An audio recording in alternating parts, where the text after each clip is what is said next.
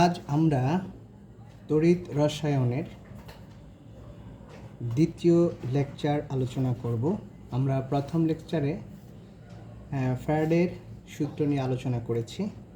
আজকে আমরা আলোচনা করব ইলেকট্রোকেমিক্যাল সেল নিয়ে।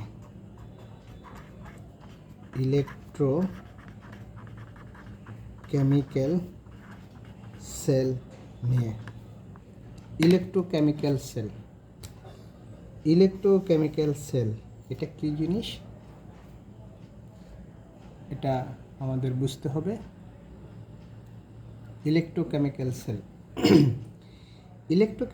সেল হলো এমন এক ধরনের সেল বা কোষ বা ব্যবস্থা, যে ব্যবস্থা রাসায়নিক শক্তিকে তড়িৎ শক্তিতে কিংবা তড়িৎ শক্তিকে রাসায়নিক শক্তিতে পরিণত করে।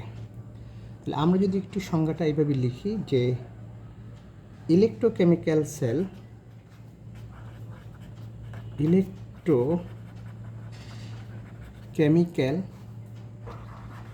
সেল হলো এমন এক ধরনের কোষ বা ব্যবস্থা, যে ব্যবস্থা রাসায়নিক শক্তিকে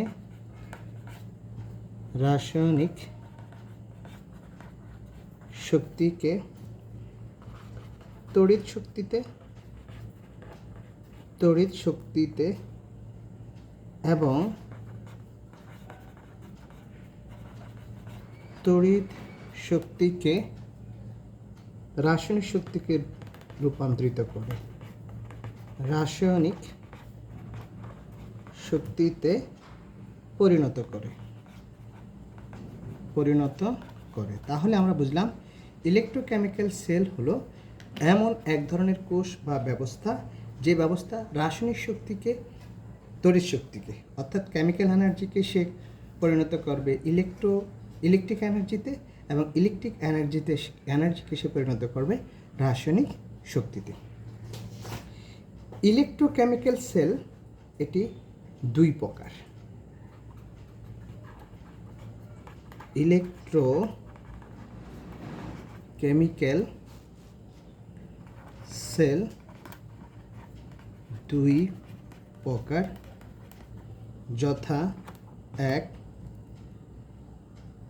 গ্যালভানিক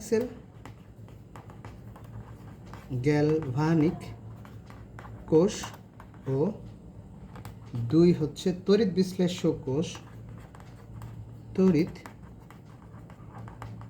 বিশ্লেষ্য কোষ।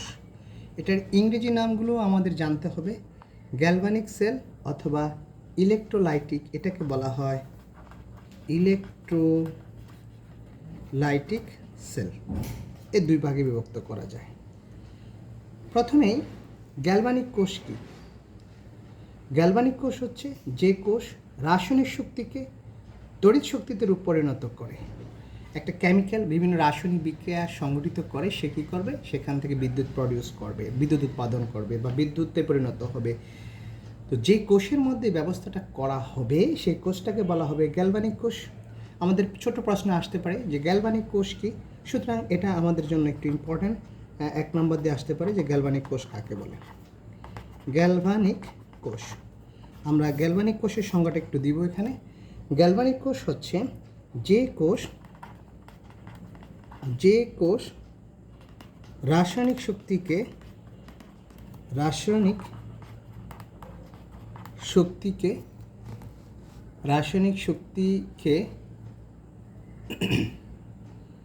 তড়িৎ শক্তিতে পরিণত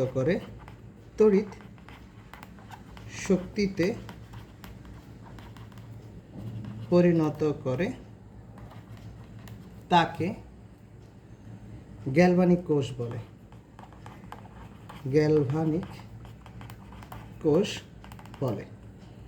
গ্যালভানিক কোষের একটি উৎকৃষ্ট উদাহরণ হচ্ছে ড্যানিয়েল কোষ। আমরা পড়ব এটা নিয়ে পরবর্তীতে ডিটেলস বিস্তারিত আলোচনা, এবং আমাদের ইলেকট্রোকেমিস্ট্রির পুরা টপিক্সটাই হচ্ছে মেনলি এই ড্যানিয়েল কোষ বা গ্যালভানিক কোষ এর উপর বেশি।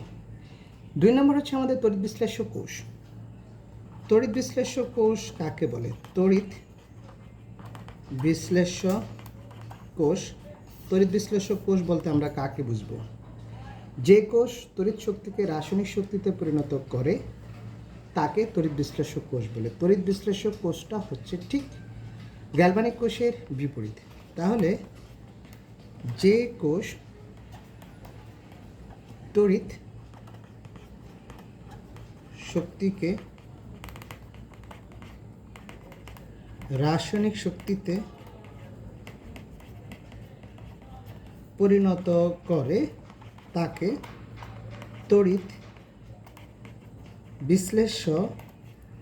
বিশ্লেষ্য কোষ বলে।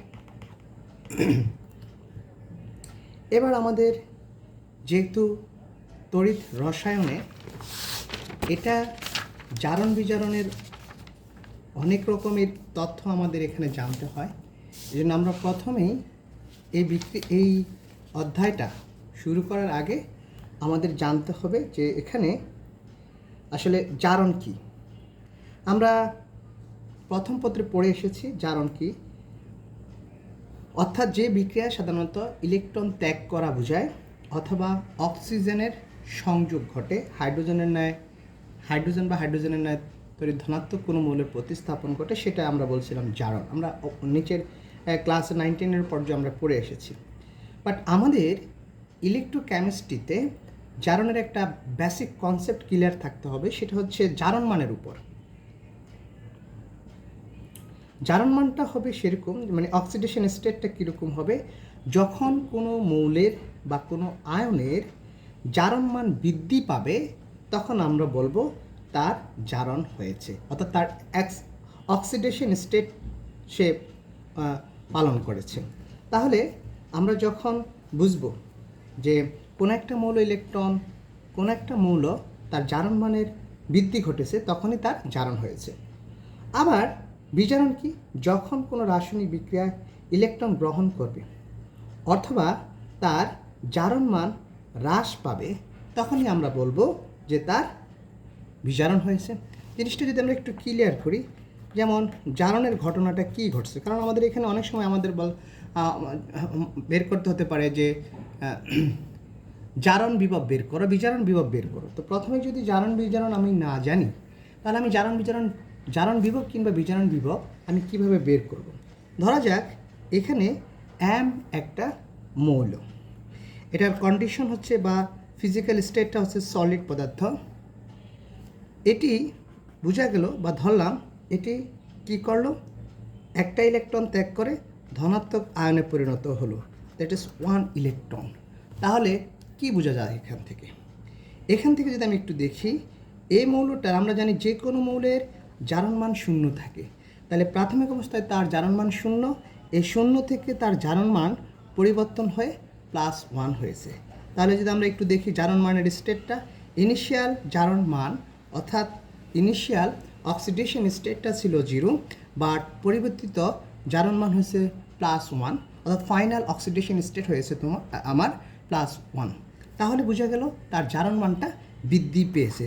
দ্যাট মিনস OS মিনস হচ্ছে অক্সিডেশন স্টেট, এই অক্সিডেশন স্টেটটা তার বেড়েছে, অর্থাৎ আমরা বলতে পারবো তার জারণ হয়েছে। ঠিক তদ্রূপভাবে বিজারণটা কি হবে? বিজারণটাকে যদি আমরা একটু ব্যাখ্যা করি, সেখানে আমরা কি বলতে পারবো? সেখানে আমরা এইভাবে বলতে পারবো যে দুইভাবে এটাকে লেখা যেতে পারে। সেটা হলো কোন একটা মৌল M, সে একটা ইলেকট্রন গ্রহণ করে M- আয়নে পরিণত হয়েছে।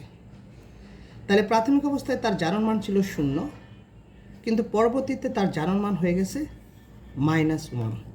তাহলে জারণ মানের পরিবর্তন, ইনিশিয়ালে তার জারণ মান ছিল 0, কিন্তু পরবর্তীতে তার জারণ মান হয়ে গেছে -1, তাহলে জারণ মানের হ্রাস ঘটেছে। আবার যেমন এটা যদি এরকম থাকতো, যেমন ধরে নেই ডাইপজিটিভ অ্যাকুয়াস একটা দ্রবণের মধ্যে কোনো একটা মৌল সে দ্বিধনাত্মক আয়নে আছে, সে যদি 2 ইলেকট্রন গ্রহণ করে তাহলে সে পরিণত হবে সলিড পদার্থে, অর্থাৎ অ্যাম সলিড আকারে সে এখানে পরিণত হবে। তাহলে এখান থেকে আমি কি দেখতে পেলাম? এখান থেকে দেখা গেল এই মৌলটির জারণ মান +2 থেকে হ্রাস পেয়ে শূন্য হয়েছে, অর্থাৎ তার জারণ মান কমেছে। অর্থাৎ অক্সিডেশন স্টেট, আমি এখানে অ্যারো চিহ্নটা নিচের দিকে দিব, এর অর্থ হচ্ছে অক্সিডেশন স্টেট বা তার জারণ মান হ্রাস পেয়েছে। জারণ মান হ্রাস পেলে আমরা জানি সেই বিক্রিয়াটা বিজারণ বিক্রিয়া, অর্থাৎ সেখানে বিজারণ ঘটে থাকে। সুতরাং আমরা এটা একটা যদি সামারি করে ফেলি এবং এটা সংক্ষিপ্ত একটি অবস্থা যদি লিখি, ও এস ইনক্রিজিং, এটা দ্বারা আমরা বোঝাচ্ছি যখন কোনো একটা মৌলের জারণ মান বৃদ্ধি পায় তখন তার অক্সিডেশন ঘটে অর্থাৎ জারণ ঘটে। যখন তার জারণ মান হ্রাস পায় তখন তার বিজারণ ঘটে, অর্থাৎ বিজারণ ইংরেজি হচ্ছে আমার রিডাকশন। আমরা এই দুটো জিনিস খুব ভালো মতো শিখতে হবে, কারণ আমাদের একটু পরেই আমাদের যখন জানতে হবে নার্নস্টের সমীকরণ, আমাদের যখন একটা কোষের ইএমএফ বের করতে বলা হয় তখন সেখান থেকে আমাকে জানতে হবে, বের করতে হবে অক্সিডেশন পটেনশিয়াল কত বা রিডাকশন পটেনশিয়াল কত, এই দুটো জিনিস আমাকে বের করতে হয়। সুতরাং আমি যদি প্রথমেই এই অক্সিডেশন স্টেট এবং রিডাকশন স্টেট না জানি তাহলে তো আমি লিখতে পারবো না।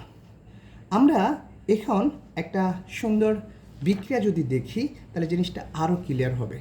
ধরি একটা বিক্রিয়া এরকম, জিঙ্ক সলিড প্লাস হচ্ছে কপার ডাই পজিটিভ অ্যাকোয়াস, সেখান থেকে সে পরিণত হলো ZN ডাই পজিটিভ অ্যাকোয়াসে এবং পরিণত হলো কপার সলিড পদার্থে। তো এখন দুটো মৌল এখানে আমরা লিখেছি, একটা মৌল এবং একটা আয়ন। বাম পাশে একটি মৌল আছে এবং একটি আয়ন আছে, ডান পাশেও একটি মৌল আছে এবং একটি আয়ন আছে। এখন প্রশ্ন হচ্ছে এ দুটো মৌলের মধ্যে কোনটির জারণ ঘটেছে, কোনটির বিজারণ ঘটেছে। আমরা যদি তাদের অক্সিডেশন স্টেটটা একটু অবজার্ভ করি তাহলে জিনিসটা একটু আগে যে লেসনটা আমরা পড়লাম, যে লেসনটা আমরা এতক্ষণ আলোচনা করলাম সেটা থেকে ক্লিয়ার করা যাবে। যেহেতু জিঙ্ক এটা সলিড পদার্থ, আমরা জানি যে কোনো মৌলের বা যে কোনো যৌগের জারণ মান 0, তাহলে এর জারণ মান 0 থেকে বৃদ্ধি পেয়ে কী হয়েছে, 0 থেকে বৃদ্ধি পেয়ে +2 হয়েছে, অর্থাৎ তার অক্সিডেশন স্টেটটা বৃদ্ধি পেয়েছে। আর অক্সিডেশন স্টেট বৃদ্ধি পেলে জারণ বিক্রিয়া ঘটে, অর্থাৎ এখানে তার জারণ বিক্রিয়া ঘটেছে। আর যার জারণ বিক্রিয়া ঘটে সে হচ্ছে বিজারক। তাহলে আমি এখানে বলতে পারি এখানে জিঙ্কটা হচ্ছে আমার বিজারক, অর্থাৎ বিজারক, জিঙ্ক বিজারক।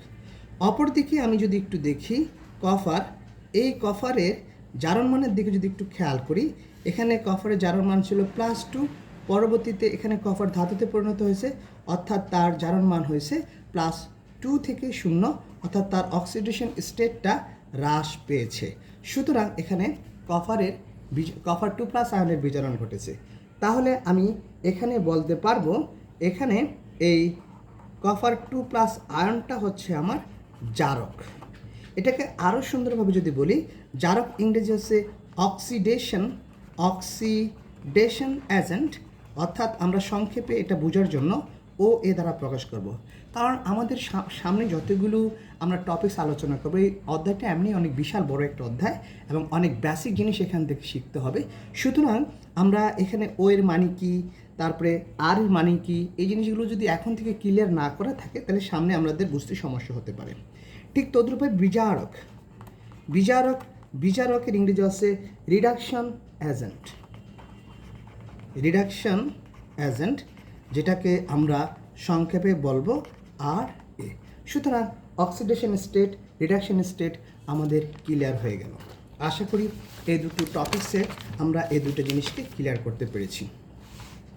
এবার আমরা যেটা আমাদের কোষ বিক্রিয়া, কোষ রাসায়নিক সমীকরণ, সেল বিক্রিয়া কিংবা নার্নস্টের সমীকরণ থেকে ইএমএফ নির্ণয় কিংবা একটা কোষের ইএমএফ নির্ণয়, প্রমাণ ইএমএফ নির্ণয়, এই সমস্ত ক্ষেত্রে আমাদের ইলেকট্রোড সম্পর্কে বা হাফ সেল সম্পর্কে অনেক সময় আমরা ক্লিয়ার কনসেপ্ট আমরা রাখি না, আমরা বুঝি না যে কী বোঝাচ্ছে।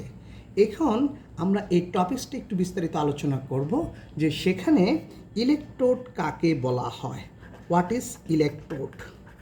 এটা এখন আমাদের ইম্পর্টেন্ট একটা টপিকস, হোয়াট ইজ ইলেকট্রোড। মজার ব্যাপার হলো আমরা এখানে আমরা জিনিসটা চিত্রের মাধ্যমে বোঝার চেষ্টা করি। এখানে একটা কোষ দেওয়া আছে।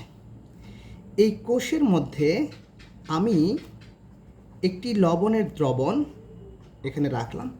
ধরি লবণটা হলো জিঙ্ক সালফেট। এখন এই জিঙ্ক সালফেট লবণের মধ্যে ধাতব মৌলটা হচ্ছে আমার জিঙ্ক। আমি যদি এই লবণের মধ্যে জিঙ্কের একটি দণ্ডকে এখানে প্রবেশ করাই, অর্থাৎ এটা যদি জিঙ্ক দণ্ড হয়, তাহলে এখানে যেই ব্যবস্থাটা ঘটিত হলো, এই ব্যবস্থাটাকে আমি বলবো, মানে পুরো ব্যবস্থাটাকে এখানে বলা হবে জিঙ্ক ইলেকট্রোড। তাহলে অনুরূপভাবে আমরা আরেকটা কনসেপ্ট এখানে ক্লিয়ার করার চেষ্টা করি। যেমন এই একটা কোষ, এই কোষের মধ্যে আমি ধরলাম একটা লবণ রাখছি, সেটা হচ্ছে কপার সালফেটের একটা লবণ রাখা হলো। এখানে কপার সালফেটের মধ্যে ধাতব মৌলটা হচ্ছে কপার ডাই পজিটিভ, অর্থাৎ কপার মৌল ধাতু।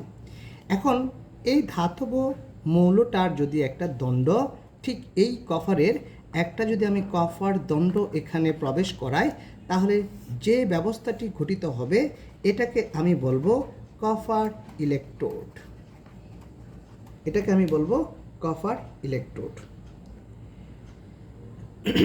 ঠিক তদ্রূপভাবে আমি যদি সার্বজনীনভাবে এটাকে বলতে চাই, আমি তো যে কোনো মৌলকে এখানে দিতে পারি। ঠিক সেটা যদি সার্বজনীনভাবে আমি ব্যাখ্যা করতে চাই, তাহলে আমি সেটাও ব্যাখ্যা করতে পারবো। সেটা কিভাবে? সেটা হতে পারে যেমন এখানে একটা কোষ দেওয়া আছে, এই কোষটা দেওয়া আছে। এই কোষটার মধ্যে অ্যাম নামক একটা মেটালের একটা দ্রবণ আছে, যার জারণ মান হচ্ছে N পজিটিভ। তাহলে আমি যদি এর মধ্যে একটা মেটাল, অর্থাৎ অ্যাম ফর মেটাল, সলিড পদার্থকে প্রবেশ করাই, কপার মানে অ্যাম দণ্ডকে ঢুকাই, তাহলে এই পুরো ব্যবস্থাটাকে বলা হবে অ্যাম ইলেকট্রোড বলা হবে। এটাকে তখন আমি বলবো অ্যাম ইলেকট্রোড। তাহলে জিনিসটা অনেকটাই ক্লিয়ার হচ্ছে আমাদের।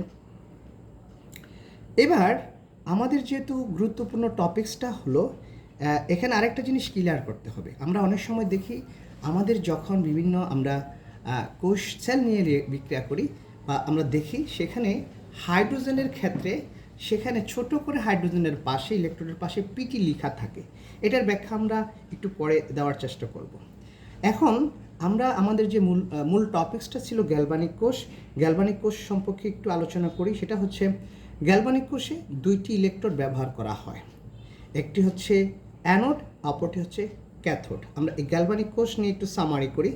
গ্যালভানিক কোষকে এটা বোঝার জন্য আমরা অনেক সময় একটা ছোট্ট একটা টপিক শিখিয়ে দিই, সেটা হচ্ছে একটা আইকিউ দিই। আমরা সাধারণত যখন কোনো ব্যক্তির অ্যাকাউন্ট নাম্বার লিখি, তখন সেখানে A/C দিয়ে লিখি। এখানে এ বলতে আমাদের এই ইলেকট্রোকেমিস্ট্রিতে কোষ বিক্রিয়ার জন্য বা কোষের জন্য আমরা এটা মনে রাখবো, এ হচ্ছে এখানে অ্যানোড আর সি হচ্ছে এখানে ক্যাথোড। আর এখানে মাঝখানে যেই একটা স্ল্যাশ দেওয়া হয় আমাদের এই ইলেকট্রোকেমিস্ট্রির জন্য, এটাকে আমরা পরবর্তীতে বলবো সল্ট ব্রিজ। তাহলে যেহেতু আমরা অ্যাকাউন্ট নাম্বার লিখতে পারি, সুতরাং সেটার বেসিস থেকেই আমরা কিন্তু একটা কোষ বিক্রিয়াকে মনে রাখার জন্য আমার এটাই যথেষ্ট যে আমার সল্ট ব্রিজের বাম পাশে কে থাকবে, ডান পাশে কে থাকবে। সুতরাং এই অ্যাকাউন্ট নাম্বারটা মনে রাখলে ক্লিয়ার হয়ে যায়। অ্যাকাউন্ট নাম্বার স্ল্যাশের বাম পাশে যেহেতু এ আছে, সুতরাং সল্ট ব্রিজের বাম পাশে অ্যানোড থাকবে এবং ডান পাশে থাকবে ক্যাথোড। তাহলে কি জানা গেল যে গ্যালভানিক কোষে দুটি ইলেকট্রোড ব্যবহার করা হয়। আমরা গ্যালভানিক কোষে দুটো ইলেকট্রোড ব্যবহার করব। আমরা তখন একটা ইলেকট্রোড নিয়ে ব্যাখ্যা করেছি, কিন্তু আমাদের যখন গ্যালভানিক কোষ নিয়ে আমরা যখন বিস্তৃতভাবে আলোচনা করব, সেখানে ব্যাপারটা হচ্ছে এখানে দুটো মাত্র ইলেকট্রোড ব্যবহার করা হবে। একটা ইলেকট্রোড হবে অ্যানোড এবং অপরটি ইলেকট্রোড হবে ক্যাথোড। গ্যালভানিক কোষের অ্যানোড দণ্ড হলো ঋণাত্মক। এগুলো কিন্তু বেসিক কথা, আমাকে এগুলো সূত্রের মতো মনে রাখতে হবে। এবং ক্যাথোড দণ্ড হলো আমার ধনাত্মক। অ্যানোডে জারণ বিক্রিয়া ঘটে এবং ক্যাথোডে ঘটে বিজারণ। সাধারণ উদাহরণ হলো ড্যানিয়েল কোষ। এই কথাগুলো আমাদের সামারি করতে হবে এবং প্রয়োজনে আমরা লিখে রাখতে পারি। কথাগুলো প্রয়োজনে লিখে রাখলে ভালো হয়। এই কথাগুলো আমাদের পরবর্তীতে আমাদের বিভিন্ন সেল বিক্রিয়া, ইএমএফ নির্ণয়ের ক্ষেত্রে এটি খুবই গুরুত্বপূর্ণ একটা ভূমিকা পালন করবে। আমরা এখানে মজার একটা ব্যাপার এখানে শিখতে হবে, সেটা হলো যে ড্যানিয়েল কোষে আমরা কী কী ব্যবহার করি। আমাদের যে টপিক্সটা ছিল ড্যানিয়েল কোষ, ড্যানিয়েল কোষ হচ্ছে গ্যালভানিক কোষের প্রকৃষ্ট উদাহরণ। এই ড্যানিয়েল কোষে আমরা কী কী ব্যবহার করে থাকি? আমরা ড্যানিয়েল কোষে দুটো ধাতু ব্যবহার করি, একটা হচ্ছে জিঙ্ক, আর একটা ব্যবহার করি হচ্ছে কপার। ওকে, জিঙ্ক এবং কপার। জিঙ্কটা হচ্ছে মোর ইলেকট্রো পজিটিভ, অর্থাৎ এটাকে আমরা যদি একটু লিখে রাখি, এটা হচ্ছে মোর ইলেকট্রো পজিটিভ। মোর ইলেকট্রো পজিটিভ, মোর ইলেকট্রো পজিটিভ বলতে কি বুঝি? এটা বলতে বোঝানো হয় মোর টেন্ডেন্সি টু লস ইলেকট্রনস, অর্থাৎ যে মৌলটা ইলেকট্রন হারানোর জন্য তার প্রবণতা সবচেয়ে বেশি থাকে, সেটাকে আমরা বলি মোর ইলেকট্রো পজিটিভ। অপরদিকে কপারটা হচ্ছে লেস ইলেকট্রো পজিটিভ, লেস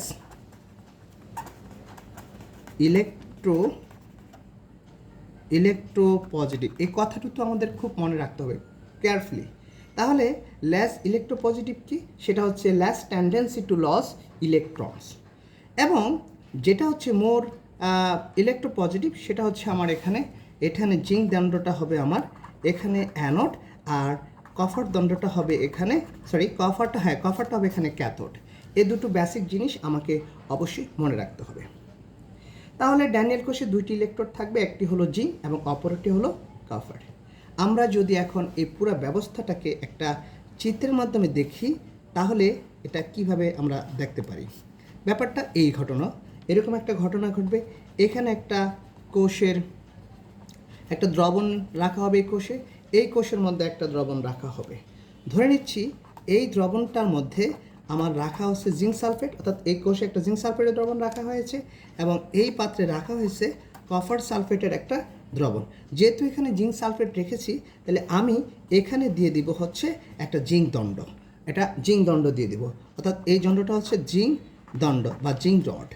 এখানে দিয়ে দিব হচ্ছে এখানে আমি একটা দিয়ে দিব, যেহেতু এখানে কপার সালফেটের লবণ, এখানে আমি দিব কপার দণ্ড।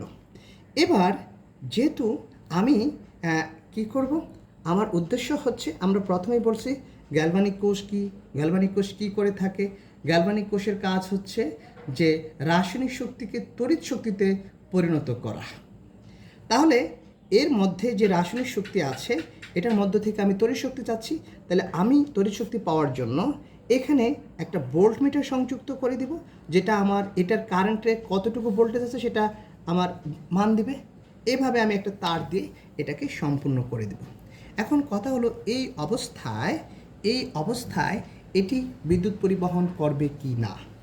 সহজ কথায় উত্তর হচ্ছে এটি কোনো বিদ্যুৎ পরিবহন করবে না, কারণ আমার বর্তনীটা কমপ্লিট করা হয়নি।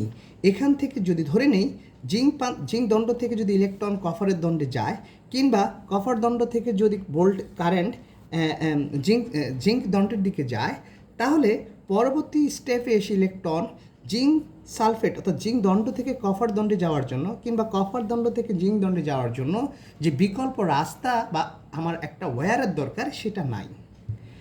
এই উদ্দেশ্যে এখানে একটা বিশেষ ব্যবস্থা করা হয়। এটা ইউ আকৃতির একটি এরকম নল দিয়ে এটাকে মানে এখানে সার্কিটটা কমপ্লিট করা হয়, যাতে ইলেকট্রনগুলো সহজেই এক কোষ থেকে আরেক কোষে ট্রান্সফার করতে পারে, এক কোষ থেকে আরেকটা কোষের মধ্যে আমার ট্রান্সফার করতে পারে। এই ইউ আকৃতির যে নলটা এখানে আমি দিয়ে সার্কিটটা কমপ্লিট করলাম, এটাকে আমি বলবো এখানে আমার এটার নাম হচ্ছে সল্ট ব্রিজ বা বাংলায় লবণ সেতু। এটার নাম হচ্ছে আমার সল্ট ব্রিজ বা লবণ সেতু। আমি এখানে যে এই সল্ট ব্রিজটা ব্যবহার করলাম, এই সল্ট ব্রিজেরও কিছু বিশেষত্ব আছে, পরীক্ষায় আসে যে ড্যানিয়েল কোষে লবণ সেতুর গুরুত্ব লিখো, বা লবণ সেতু কী ভূমিকা পালন করে সেটা আমাদের কাছ থেকে জানতে চায় কী ধরনের ভূমিকা সে পালন করে। তো এটা নিয়ে আমরা পরবর্তীতে একটু লিখব, সেটা পরে আমরা একটু পরে জানব। সেখানে আমরা জানি যে এখানে এটার মধ্যে যেমন সোডিয়াম নাইট্রেট দেওয়া যেতে পারে, তারপরে হচ্ছে পটাশিয়াম সালফেট দেওয়া যেতে পারে। পটাশিয়াম সালফেটের সাথে ইলেকট্রন অথবা এটাকে অ্যাগার অ্যাগার বলা হয়, যেটা হচ্ছে জেলি লাইক পেস্ট এক ধরনের একটা দ্রবণ। এইটা দিয়ে এই আমার ইউ আকৃতির নলটা তৈরি করা হয়। ফলে কি হয়, ফলে এখানে কারেন্ট ফ্লোর যে একটা স্থিতিশীলতা সেটা বজায় থাকে, অর্থাৎ ইলেকট্রনগুলো এক সার্কিট থেকে আরেকটা সার্কিটে সহজেই সে পাস করতে পারে। তাহলে আমি দেখতে পেলাম যে এখানে দুইটা ইলেকট্রোড আছে, একটা হচ্ছে জিঙ্ক ইলেকট্রোড আর একটা হচ্ছে কপার ইলেকট্রোড, বাট দুটো একই রকমের ইলেকট্রোড নয়, ভিন্ন ইলেকট্রোড। এটাই একটা ড্যানিয়েল কোষের প্রধান একটা বৈশিষ্ট্য। যদি দুটো একই হয়ে যেত, যেমন এটাও জিঙ্ক দণ্ড অর্থাৎ জিঙ্ক ইলেকট্রোড, এটাও যদি জিঙ্ক ইলেকট্রোড হতো, তাহলে আমাদের প্রশ্ন হতে পারে সেক্ষেত্রে কি বিদ্যুৎ পাস করতো বা এখানে কোনো বিদ্যুৎ উৎপাদন হতো কি না। আমরা আমাদের পরবর্তী সেশন এটা নিয়ে আলোচনা করব, যেটাকে বলা হয় কনসেন্ট্রেশন সেল। অর্থাৎ দুটো যদি একই রকমের ইলেকট্রোড হয় সেক্ষেত্রে আমরা বিদ্যুৎ উৎপাদন করতে পারি, সেক্ষেত্রে তাদের ঘনমাত্রা এবং চাপের একটা ফ্যাক্টর থাকে। আবার অনেক সময় দেখা যায় যে দুটো ইলেকট্রোড এক হওয়া সত্ত্বেও তাদের ঘনমাত্রা পরিবর্তনের কারণে আমার এখানে বিদ্যুৎ পাস হচ্ছে। আমরা এটার একটা বিক্রিয়া এবং একটা রিয়েকশন, একটা সমীকরণ প্রতিপাদন করব, সেখান থেকে জিনিসটা ক্লিয়ার হবে। আবার অনেক সময় দেখা যায় যে দুটো একই পাশে আমার একই রকমের ইলেকট্রোড আছে এবং এখানে কোষের যেই ঘনমাত্রা তাও সেম আছে, তাহলে সেক্ষেত্রে কি বিদ্যুৎ উৎপাদন হবে, বিদ্যুৎ পাস হবে? সেক্ষেত্রে যদি এই দুটো তড়িৎধারের অর্থাৎ ইলেকট্রোডে যে গ্যাসীয় পদার্থ থাকতে পারে, সেই গ্যাসীয় পদার্থের যদি চাপের তারতম্য থাকে, তাহলে সেক্ষেত্রে আবার ইলেকট্রন পাস হবে, সেক্ষেত্রে এটা কারেন্ট ফ্লো করবে। সুতরাং আমরা এই ব্যাপারগুলো পরবর্তী সেশনে আমরা সেখানে শিখব। কনসেন্ট্রেশন সেল অথবা আরেকটি যে সেল ডাইলেকট্রিক সেল, সেগুলো নিয়ে যখন আমরা আলোচনা করব জিনিসটা তখন ক্লিয়ার হয়ে যাবে। আমাদের আজকের টপিক ছিল ড্যানিয়েল কোষ কী দিয়ে কীভাবে তৈরি করা হয়। তাহলে আমরা দেখলাম দুটো ভিন্ন ধরনের ইলেকট্রোড দিয়ে তৈরি করা হবে, মাঝখানে একটা ভোল্ট মিটার দিয়ে দিতে হবে এবং এখানে একটা সল্ট ব্রিজ দিয়ে এটাকে আমার সম্পূর্ণ করতে হবে, তাহলে বিদ্যুৎ পাস হবে। এখন আমরা যদি একটু এটার অ্যানোড এবং ক্যাথোড বিক্রিয়া দেখি, খুবই ইম্পর্ট্যান্ট একটা বিক্রিয়া এখানে, অ্যানোড বিক্রিয়া এবং ক্যাথোড বিক্রিয়া। অ্যানোড বিক্রিয়াটা কি? অ্যানোড আমরা আগেই জেনেছি অ্যানোডে কী ঘটনা ঘটে। অ্যানোডে জারণ ঘটে। যেমন এখানে জিঙ্ক সলিড থেকে সে উৎপন্ন করবে হচ্ছে zinc die positive aqueous solution, দেন দুটো ইলেকট্রন সে ছেড়ে দিবে। অর্থাৎ অ্যানোডে উৎপন্ন দুটি ইলেকট্রন অ্যানোড কর্তৃক গৃহীত হয় এবং অ্যানোড ঋণাত্মক আদানগ্রস্ত হয়ে পড়ে। তাহলে কি বুঝতে পারলাম আমরা? এখানে যে অ্যানোডে দুটো ইলেকট্রন উৎপন্ন হলো অ্যানোডে, অর্থাৎ এই ইলেকট্রন দুটো আমার অ্যানোড কর্তৃক গৃহীত হয় এবং যেহেতু এখানে সে কিন্তু এই ইলেকট্রন দুটো এখানে গ্রহণ করে ফেলে। অ্যানোড গ্রহণ করলে সে এখানে ঋণাত্মক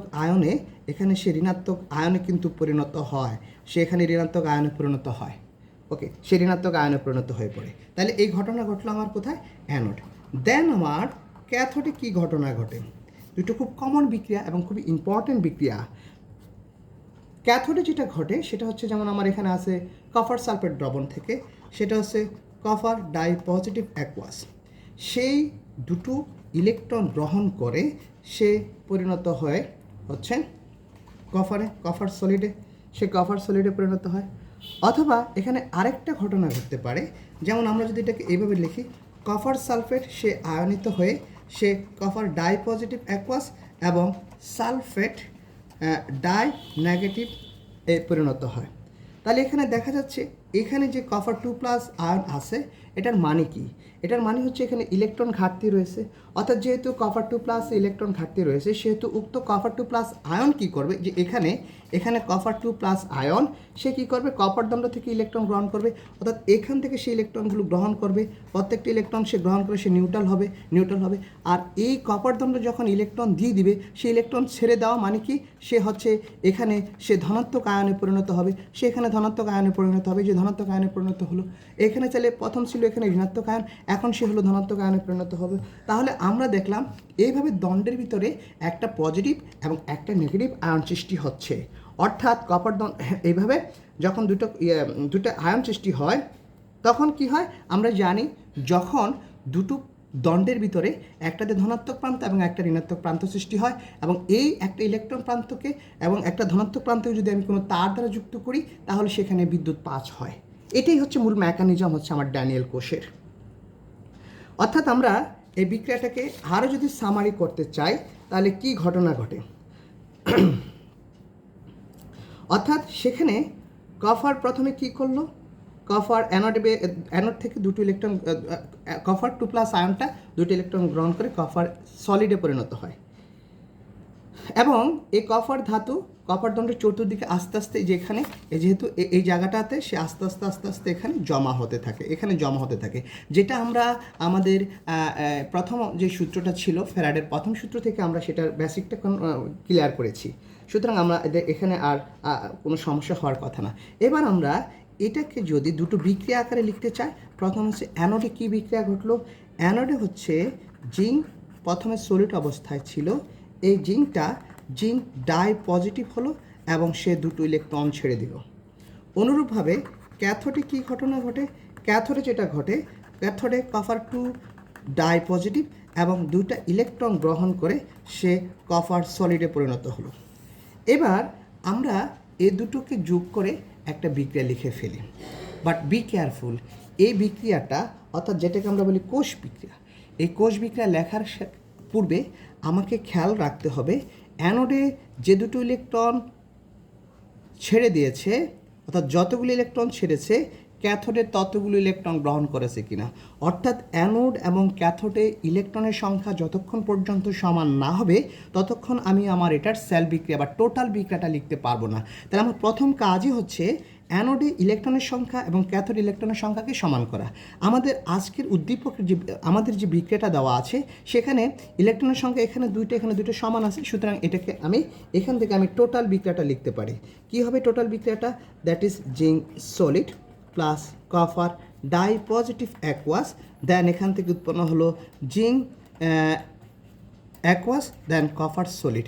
এই হচ্ছে আমার একটা বিক্রিয়া। তাহলে আমরা যোগ করলে আমরা ইলেকট্রনের সংখ্যা এখানে সমান হতে হবে। তাহলে এইখান থেকে আমরা কিছু বেসিক জিনিস আমাদেরকে এখানে মনে রাখতে হবে। সেটা কি, ড্যানিয়েল কোষে ইলেকট্রনের গতি প্রকৃতি হলো ইলেকট্রনটা কোন দিক থেকে কোন দিকে যায়। ড্যানিয়েল কোষে ইলেকট্রনের গতি প্রকৃতি হলো অ্যানোড থেকে ক্যাথোডের দিকে যায় ইলেকট্রন। এটা এমসিকিউতে আসে আমাদের প্রশ্ন যে ড্যানিয়েল কোষে ইলেকট্রনের গতি কোন দিক থেকে কোন দিকে বা নিম্নের কোন উক্তিটি সঠিক নয়। এখান থেকে এরকম ছোটো প্রশ্ন হয় মেডিকেল ভর্তি পরীক্ষায়, ভার্সিটির ভর্তি পরীক্ষা, এরকম প্রশ্ন আসে। সুতরাং এখান থেকে আমাদের বেসিক কনসেপ্টটা ক্লিয়ার রাখতে হবে, এই জন্য আমি জিনিসটাকে ডিটেলস এখানে ব্যাখ্যা করেছি। তাহলে প্রথম হচ্ছে কি, এটা লিখে দিচ্ছি কারণ এইটা আমাদের নোট করতে হবে, এটা ইম্পর্ট্যান্ট একটা পয়েন্ট। ড্যানিয়েল কোষে ইলেকট্রনের গতি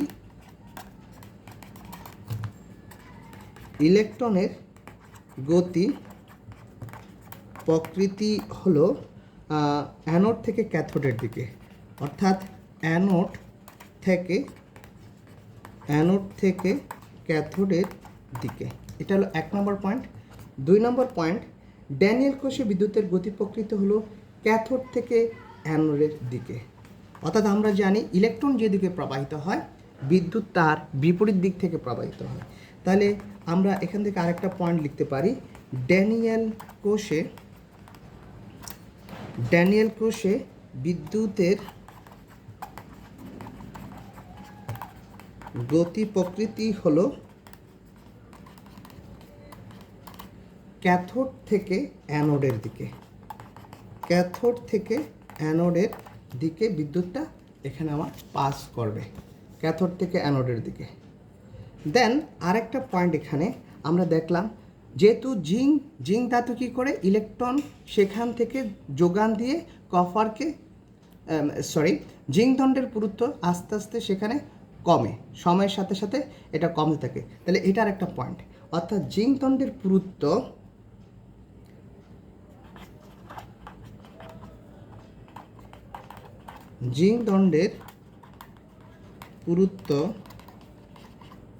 সময়ের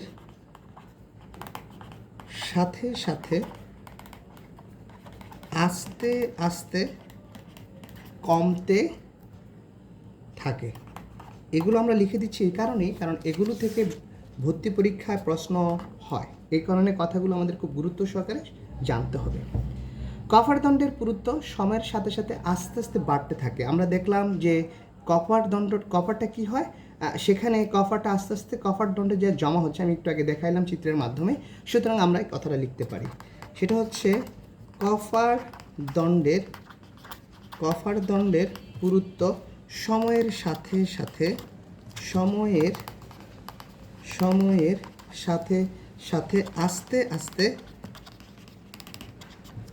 আস্তে আস্তে বাড়তে থাকে।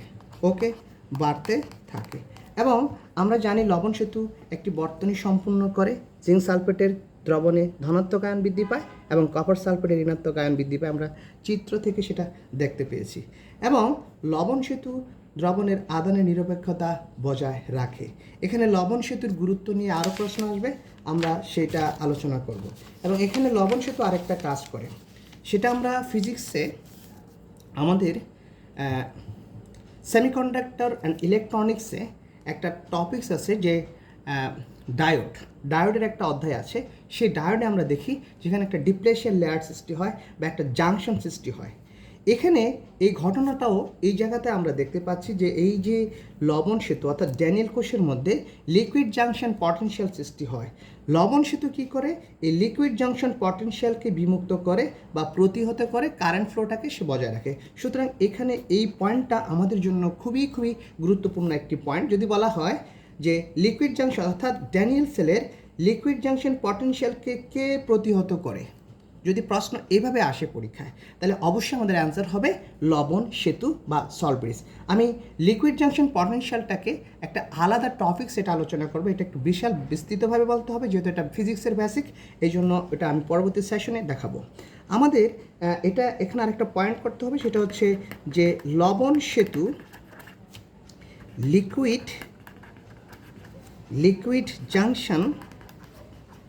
লিকুইড জাংশন পটেনশিয়ালকে বিমুক্ত করে বা প্রতিহত করে। আমাদের এই বেসিকটা এখান থেকে জানতে হবে। ওকে, এবার আমরা আমাদের কিছু বেসিক কথা জানতে হবে। রিপ্রেজেন্টেশন অফ গ্যালভানিক সেল খুবই ইম্পর্টেন্ট, যে আমরা কিভাবে একটা গ্যালভানিক কোষকে রিপ্রেজেন্ট করবে কিভাবে উপস্থাপন করব, অর্থাৎ গ্যালভানিক কোষ উপস্থাপন খুবই ইম্পর্টেন্ট একটা পয়েন্ট। এবং এখান থেকে আমাদের প্রশ্ন পরীক্ষা আসবে, আমাদের বোর্ড পরীক্ষায় প্রশ্ন আসবে। তো আমাদের এখানে সবার আগে জানতে হবে যে মাঝখানে এরকম দুটো, আমরা যেটা ফিজিক্সে বলে থাকি এটা ক্যাপাসিটর, ঠিক ক্যাপাসিটরের মতো এরকম একটা টার্ম এখানে থাকবে, এটাকে আমরা বলতেছি সল্ট ব্রিজ। তাহলে এরকম দুইটা প্রান্ত থাকবে, এই দুইটা প্রান্তকে যদি দেওয়া হয় তখন সেটার নাম হবে সল্ট ব্রিজ। সল্ট ব্রিজের বাম পাশে অবশ্যই আমার থাকবে হচ্ছে অ্যানোড, এটা আমাদের বেসিক কথা। ডান পাশে আমার থাকবে হচ্ছে ক্যাথোড। অ্যানোডে সবসময় অক্সিডেশন বিক্রিয়া ঘটে, অর্থাৎ জারণ বিক্রিয়া ঘটে, আর হচ্ছে আমার ক্যাথোডে ঘটবে হচ্ছে আমার রিডাকশন। এবং সবচেয়ে মজার কথা হলো, আমরা পুরো জিনিসটাকে ব্যাখ্যা করি এইভাবে যে আমার ইলেকট্রনটা ফ্লো করবে কোন দিক থেকে কোন দিকে, ইলেকট্রন ফ্লো করবে অ্যানোড থেকে ক্যাথোডের দিকে, বাট আমার কারেন্ট ফ্লো করবে হচ্ছে আই, যেটা আই দ্বারা প্রকাশ করি, কারেন্ট ফ্লো করবে আমার ক্যাথোড থেকে অ্যানোডের দিকে। ওকে, এই হচ্ছে আমাদের মোটামুটি একটা বেসিক। এবার যদি কখনো বলে একটা ড্যানিয়েল কোষের জন্য, একটা ড্যানিয়েল সেলের জন্য তুমি কোষ বিক্রিয়া লিখো, কোষ সমীকরণ কিভাবে লিখতে হয়, তো আমরা একটু দেখি। এটা আমরা একটু আগে দেখলাম, সেখানে জানি জিঙ্ক এবং কপার আমাদের ব্যবহার করতে হয়। তাহলে এখানে আমরা লিখব জিঙ্ক সালফেট, দেন zinc 2 die positive aqueous, then হচ্ছে salt bridge, copper di positive aqueous, then copper solid. এটা হচ্ছে একটা ড্যানিয়েল কোষের জন্য আমার কোষ বিক্রিয়া। জিনিসগুলি একটু ব্যাখ্যা করতে হবে। এখানে যখন একটা অ্যারো সাইন দেওয়া হয়, এখানে এটা একটা দেওয়া হচ্ছে, এটার মানে কি? এটার মানে হলো আমার এখানে জিঙ্কের জারণ মান এবং এই পাশের জিঙ্কের জারণ মানের, তাদের জারণ মানের পরিবর্তন হয়েছে। সুতরাং জারণ মানের পরিবর্তন বোঝাতে, চেঞ্জ বোঝাতে আমরা এই চিহ্নটা ব্যবহার করি, অর্থাৎ যখন জারণ মানের পরিবর্তন হবে তখন আমি এই চিহ্নটা ব্যবহার করে দিব। এখানেও ঠিক দেখা যাচ্ছে এটা জারণ মান +2 থেকে 0 হয়েছে, সুতরাং এখানেও জারণ মানের পরিবর্তন হয়েছে, এর জন্য আমি চিহ্নটা দিব। আর মাঝখানে এটা দেওয়ার মানে হচ্ছে দিস ইজ নাথিং, আমরা একটু আগে আলোচনা করলাম, এটা হচ্ছে সল্ট ব্রিজ। ওকে, এইভাবে আমরা লিখতে পারি। ওকে, তাহলে আমরা এবার একটু অন্যভাবে যদি এটা উপস্থাপন করি একটা চিত্রের মাধ্যমে, তাহলে সেক্ষেত্রে আমরা কীভাবে লিখব। যেমন আমাকে বলা হলো এখানে একটা তড়িৎ ধার আছে, এখানে একটা তড়িৎ ধার আছে, দুটো তড়িৎ ধার এখানে দেওয়া আছে, কোষ দেওয়া আছে, এ একটা কোষ, এখানে এ আর একটা কোষ, দুটো কোষ আমি এখানে রাখলাম। এই কোষের মধ্যে একটা লবণ আছে আমার সিলভার নাইট্রেট, এই কোষের মধ্যে আমার একটা লবণ আছে সেটা হচ্ছে আমার কপার সালফেট। এটার মধ্যে আমি একটা অ্যানোড দিলাম, তাহলে যেহেতু আমি একটা ইলেকট্রোড বানাবো অবশ্যই সেটা হবে আমার সিলভার দণ্ড। আমি এটার মধ্যে আরেকটা কপার দিব, যেহেতু আমি একটা ইলেকট্রোড বানাবো তাহলে অবশ্যই আমার সেটা কপার হবে। এই দুটোকে আমি যখন একটা ভোল্ট মিটার দ্বারা যুক্ত করে দিব এবং এই পাশে যখন আমি একটা সল্ট ব্রিজ দিয়ে দিব, তখন আমার সার্কিট কমপ্লিট হয়ে যাবে। এই অবস্থায় আমি কোষ বিক্রিয়াটা কীভাবে লিখব, তাহলে দেখা যাচ্ছে আমি জানি যেহেতু আমার এই যে এটা যদি আমার সল্ট ব্রিজ হয়, সল্ট ব্রিজের বাম পাশে আছে এটা আর ডান পাশে আছে এটা, তাহলে এখানে আমার অ্যানোড হবে, এখানে ক্যাথোড হবে, অর্থাৎ এটাতে আমার অ্যানোড বিক্রিয়া ঘটবে আর এটাতে ঘটবে হচ্ছে আমার ক্যাথোড বিক্রিয়া। সুতরাং বিক্রিয়াটাকে আমি কীভাবে লিখব, প্রথমে সিলভার সলিড, যেহেতু তার জারণ মানের পরিবর্তন হয়েছে, কীভাবে জারণ মান বুঝবো আমি, যেমন এখানে Ag+ NO3- অর্থাৎ তার জারণ মান +1, সুতরাং এখানে তার জারণ মানের পরিবর্তন হয়েছে দ্রবণে, অর্থাৎ সলিড থেকে, অর্থাৎ 0 থেকে +1, যেহেতু জারণ মানের পরিবর্তন হয়েছে আমি খাড়া একটা চিহ্ন দিব। দেন এখানে একটা সল্ট ব্রিজ ব্যবহার করছি, দুইটা টার্ম দিব, এটা সল্ট ব্রিজ। দেন এখানে কপার ডাইপজিটিভ অ্যাকোয়াস সলিউশন থেকে তার জারণ মানের পরিবর্তন হয়েছে, কপার সলিড হয়েছে, অর্থাৎ 2 থেকে +1, সুতরাং এরকম একটা চিহ্ন দিয়ে এইভাবে প্রকাশ করব। এটা হচ্ছে তার রিপ্রেজেন্টেশন। দেন আমরা যদি আরেকটা চিত্র একটু দেখি যে কীভাবে আমরা করব, আমাদের কয়েকটা চিত্রের মাধ্যমে বুঝলে জিনিসটা ক্লিয়ার হয়ে যাবে। যেমন এই পাত্রের মধ্যে আমি রাখলাম, সাপোজ এইভাবে হতে পারে, এইভাবে হতে পারে, এটা যেমন একটু ভিন্ন ধরনের একটা দিই, সবগুলোতে একই রকম থাকবে, ব্যাপারটা এরকম না। যেমন এখানে Fe3+ দেওয়া আছে, এখানে দেওয়া আছে CD ডাইপজিটিভ, তার মানে কি বোঝা গেল, এখানে হলো Fe3+ এর একটা লবণ আর এখানে হলো CD2+ এর একটা লবণ দেওয়া আছে। সুতরাং আমি যদি এটাকে আয়রন ইলেকট্রোড, এটাকে ক্যাডমিয়াম ইলেকট্রোড বানাতে চাই, তাহলে এখানে একটা আয়রন দণ্ড দিব, দিস ইজ আয়রন দণ্ড Fe, এবং এখানে আমি একটা ক্যাডমিয়াম দণ্ড দিব, দিস ইজ ক্যাডমিয়াম দণ্ড। দেন আমি দুটোকে একটা ভোল্ট মিটার দ্বারা যুক্ত করে দেন এখানে একটা আমি সল্ট ব্রিজ দিয়ে দিব। তাহলে আমরা জানি যেহেতু সল্ট ব্রিজের বাম পাশেরটা অ্যানোড, তাহলে এটা হবে আমার অ্যানোড আর ডান পাশেরটা হবে ক্যাথোড, সুতরাং এটা হবে আমার ক্যাথোড। তাহলে বিক্রিয়াটা কীভাবে লিখতে পারি, আমি এটার কোষ বিক্রিয়াটা কীভাবে লিখতে পারি, যেহেতু এখানে প্রথমে আয়রন, এটা সলিড থেকে তার এখানে জারণ মান 0 ছিল, দেন জারণ মান হয়েছে Fe3+, যেহেতু জারণ মানের পরিবর্তন হয়েছে আমি স্ল্যাশ এরকম একটা চিহ্ন দিব। দেন আমি সল্ট ব্রিজ দিলাম, সল্ট ব্রিজ দেওয়ার পর আমার এখানে ক্যাডমিয়াম 2+ অ্যাকোয়াস সলিউশন থেকে, এটা অ্যাকোয়াস সলিউশন থেকে সে ক্যাডমিয়াম ধাতুতে পরিণত হয়েছে, তার জারণ মানের পরিবর্তন হয়েছে, সুতরাং আমি এই চিহ্নটা দিয়ে দেবো। দেন এটা হচ্ছে আমার সেটার জন্য একটা কোষ বিক্রিয়া। ওকে, দেন এবার আমি একটু শিখব যে কোষ বিক্রিয়া থেকে কীভাবে একটি কোষকে উপস্থাপন করা যায়, মানে কোষ বিক্রিয়া থেকে কীভাবে, মানে কোষ সমীকরণ শিখলাম আমরা, এখন আমরা দেখব যে কোষ বিক্রিয়া থেকে কীভাবে একটি কোষকে উপস্থাপন করা যায়। কোষ বিক্রিয়া থেকে কিভাবে একটি কোষকে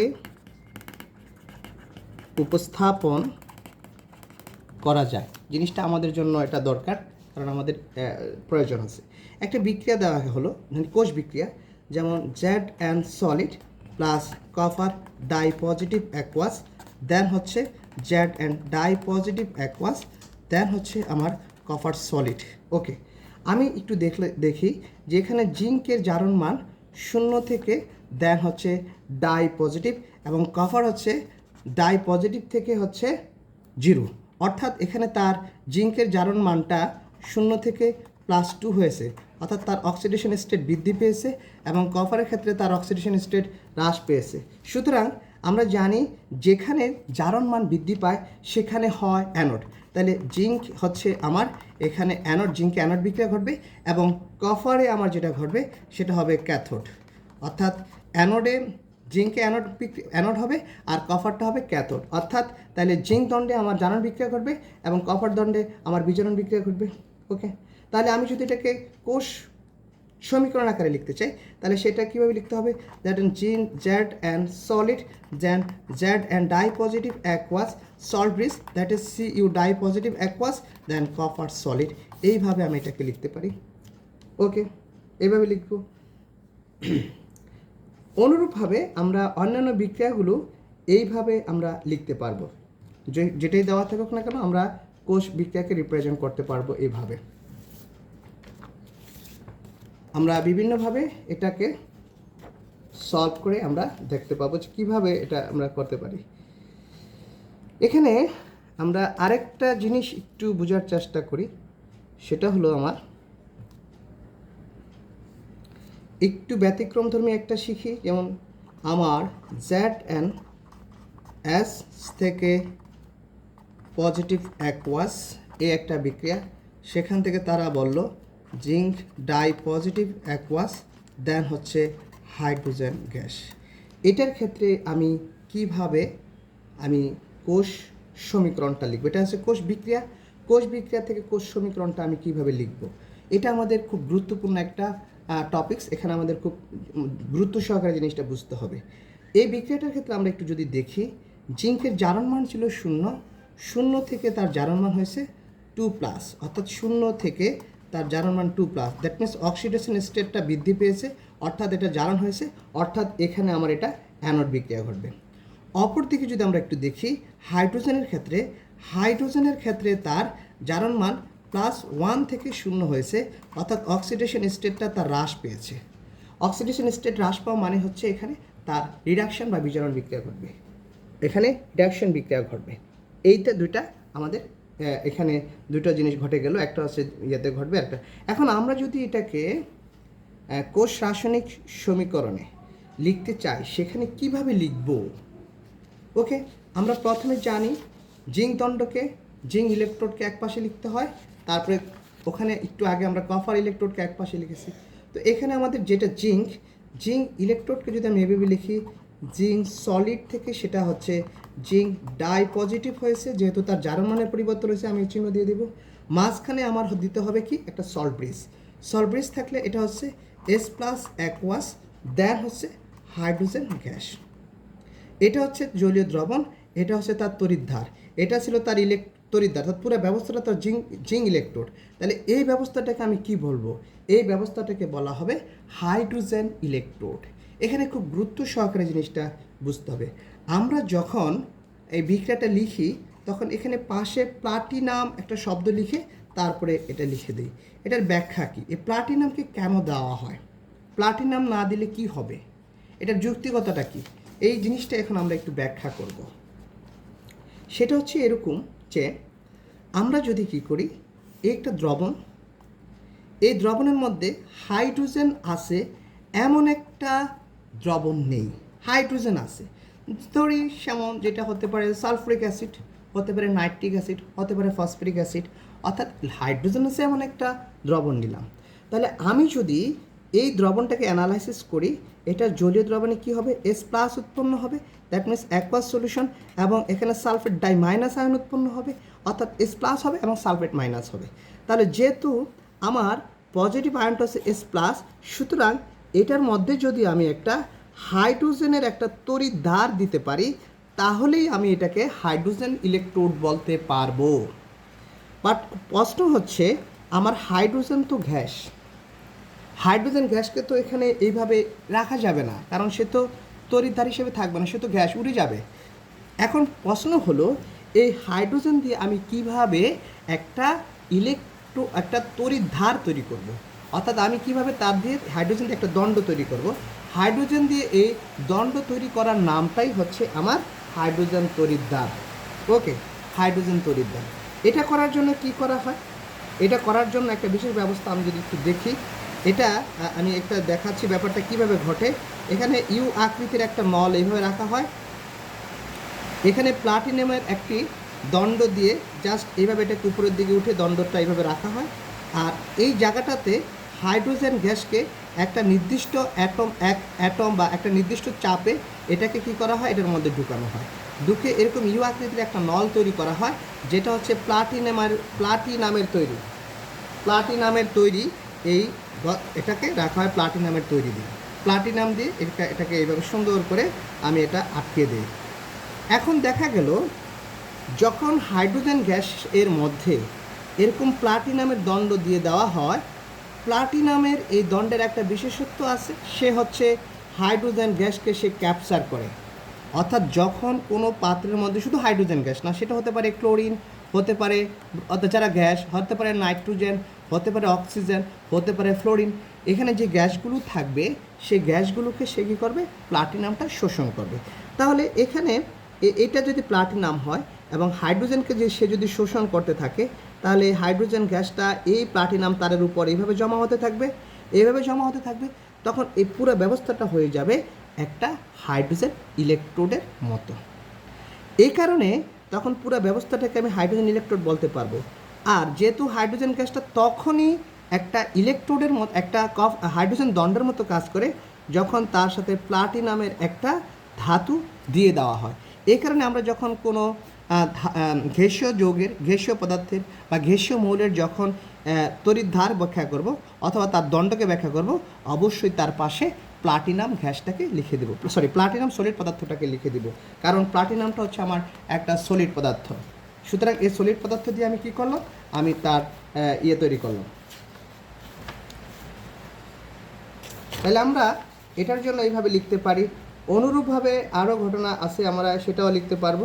যেমন আরেকটা যদি আমরা দেখি, সেটা হচ্ছে এরকম দেওয়া আছে, যেমন হাইড্রোজেন গ্যাস প্লাস কপার, এখানে ডাই পজিটিভ অ্যাকোয়াস, এখান থেকে হলো আমার 2s plus ion aqueous plus হচ্ছে কপার সলিড। এটা কিভাবে আমি অ্যানালাইসিস করব, এটার জন্য আমি কোষ সমীকরণ কিভাবে লিখব। তাহলে আমাকে প্রথমে বুঝতে হবে যে এখানে জারণ বিজারণ বিক্রিয়াটা কিভাবে হয়। এখানে হাইড্রোজেনের জারণ মান এখানে 0 থেকে তার জারণ মান হয়েছে +1, 0 থেকে +1 হয়েছে, তার মানে তার জারণ মান বৃদ্ধি পেয়েছে। অপরদিকে কপারের জারণ মান কী হয়েছে, এখানে +2 থেকে 0 হয়েছে, অর্থাৎ তার জারণ মান হ্রাস পেয়েছে। তাহলে একটাতে অর্থাৎ হাইড্রোজেন থেকে হাইড্রোজেন প্লাস আয়ন, এটা অক্সিডেশন বিক্রিয়া, পরেরটা রিডাকশন বিক্রিয়া। তাহলে এক্ষেত্রে আমি তার কোষ বিক্রিয়াটা লিখতে গেলে কিভাবে লিখব, যেহেতু এটা হাইড্রোজেন গ্যাস, তাহলে হাইড্রোজেনের তড়িৎদ্বার বানাতে গেলে এখানে একটা প্লাটিনাম দিতে হবে, প্লাটিনামের দণ্ড দিয়ে দিলাম। তারপরে দিতে হবে হচ্ছে আমার হাইড্রোজেন গ্যাসটা দিয়ে দিতে হবে। তারপরে এখানে দিতে হবে, যেহেতু তার অবস্থার পরিবর্তন হয়েছে হাইড্রোজেন গ্যাস থেকে হাইড্রোজেন প্লাস, তাহলে একটা স্ল্যাশ চিহ্ন দিয়ে দেবো, এটা S প্লাস হবে অনলি, দ্যাট ইজ অ্যাকোয়াস। এখানে একটা সল্ট ব্রিজ দিয়ে দিব, that is copper 2 plus aqueous, then হচ্ছে কপার সলিড।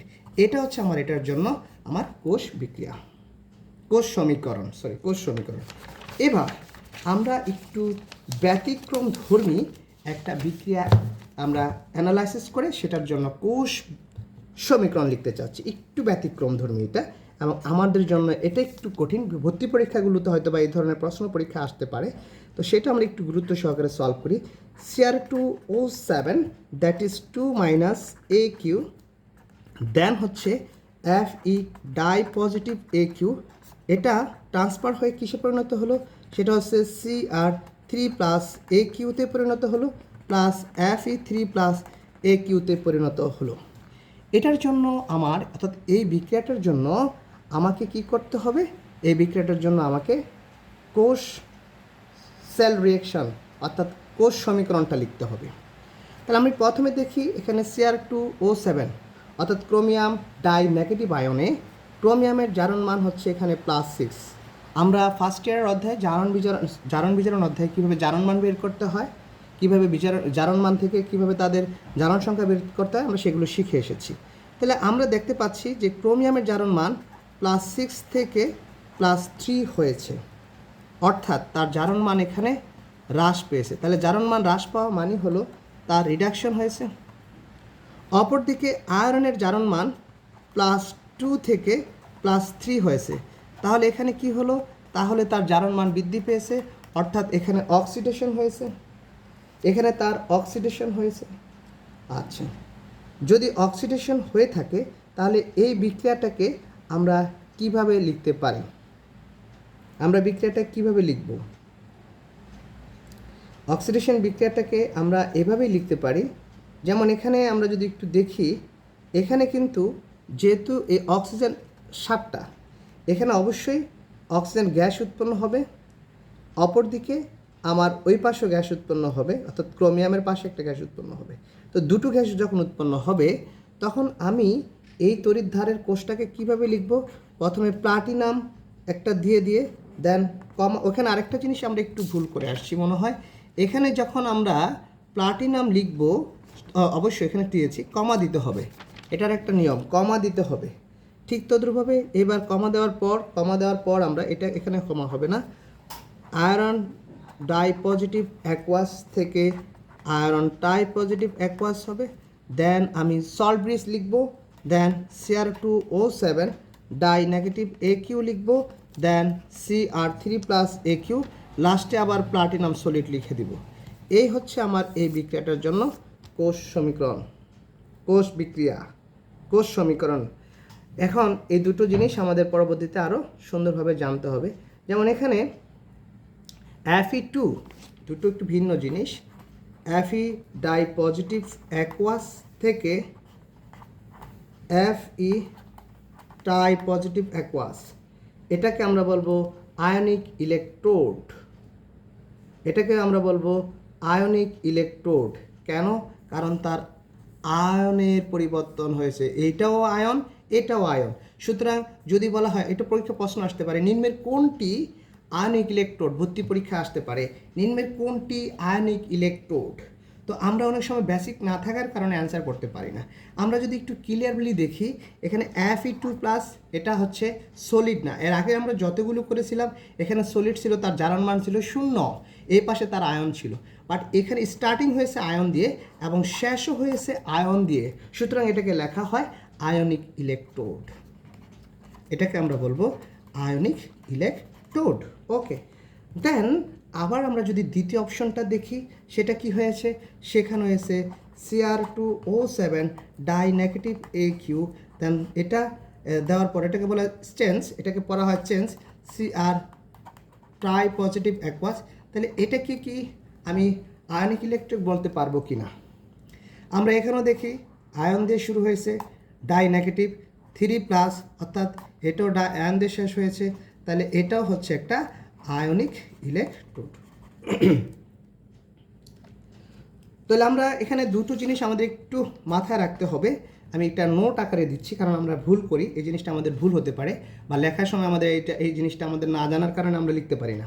সেটা হচ্ছে, যদি কোনো কোষ সমীকরণে গ্যাসীয় ইলেকট্রোড অথবা আয়নিক ইলেকট্রোড থাকে, সেটা গ্যাসীয় ইলেকট্রোড হতে হবে অথবা আয়নিক ইলেকট্রোড থাকতে হবে। যেমন আমরা দেখতে পাচ্ছি যে এখানে আগেরটাতে আমার শেষের কিন্তু হাইড্রোজেন গ্যাস ছিল বা কপার সলিড ছিল, তখন তারা কিন্তু একটা গ্যাসীয় অবস্থা বা সলিড অবস্থা বিরাজ করছে।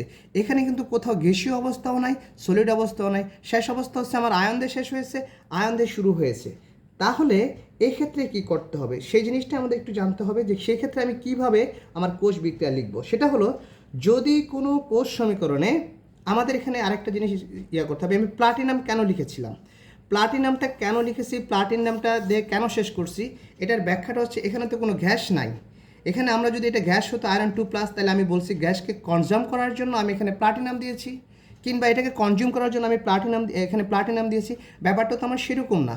বাট আমার শুরু হয়েছে আয়ন দিয়ে, আমার শেষ হয়েছে আয়ন দিয়ে। তো এই কথাটা মনে রাখতে হবে, যখন কোনো কোষ সমীকরণে গ্যাসীয় ইলেকট্রোড অথবা আয়নিক ইলেকট্রোড থাকে, তবে সেখানে প্লাটিনাম সলিড দ্বারা সমীকরণ পূর্ণ করতে হবে, অর্থাৎ এটা গ্যাসীয় পদার্থের মতো, এটাও ঠিক তাই। তাহলে এটা আমরা একটু পয়েন্ট আকারে লিখি, যদি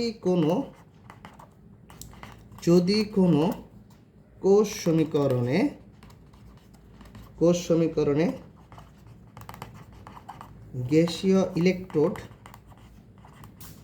গ্যাসীয় ইলেকট্রোড অথবা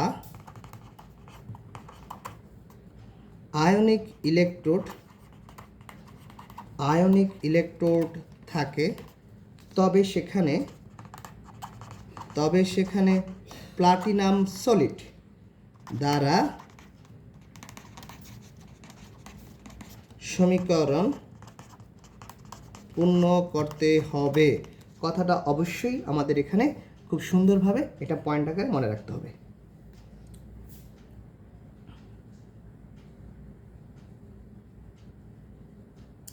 আরেকটা কথা এখানে একটু আমরা যদি লিখে রাখি, এখানে আমি এই জায়গাটাতে একটু লিখে দিচ্ছি, সেটা হলো যে আরেকটা পয়েন্ট, সেটা হলো যে কোষ সমীকরণ শুধুমাত্র ধাতব ইলেকট্রনের জন্য হয়, গ্যাসীয় কিংবা আয়নিক ইলেকট্রোডের জন্য হয় না।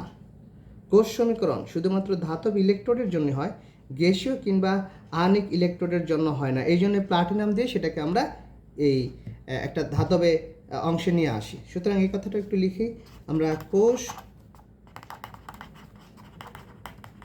সমীকরণ শুধুমাত্র ধাতব ইলেকট্রোডের জন্য হয়, গ্যাসীয় কিংবা আয়নিক ইলেকট্রোডের জন্য হয় না। সেক্ষেত্রে এখানে এই কথা লিখতে পারি, সেক্ষেত্রে প্লাটিনাম সলিড ব্যবহৃত হয়। মানে এই প্লাটিনাম সলিড ব্যবহার করে আমরা এটাকে আমরা রাসায়নিক কোষ লিখতে পারবো। তো আমাদের পরবর্তী সেশনে আমরা আরও কিছু গুরুত্বপূর্ণ কোষ বিক্রিয়া নিয়ে আলোচনা করব। আমরা খুব শীঘ্রই আরেকটা সেশনে এটা নিয়ে আলোচনা করে হয়তোবা আমাদের আরও দু তিনটি ক্লাস এটার উপর থাকতে পারে, আমরা খুব শীঘ্রই দিব। ততক্ষণ পর্যন্ত আমরা অপেক্ষায় থাকি।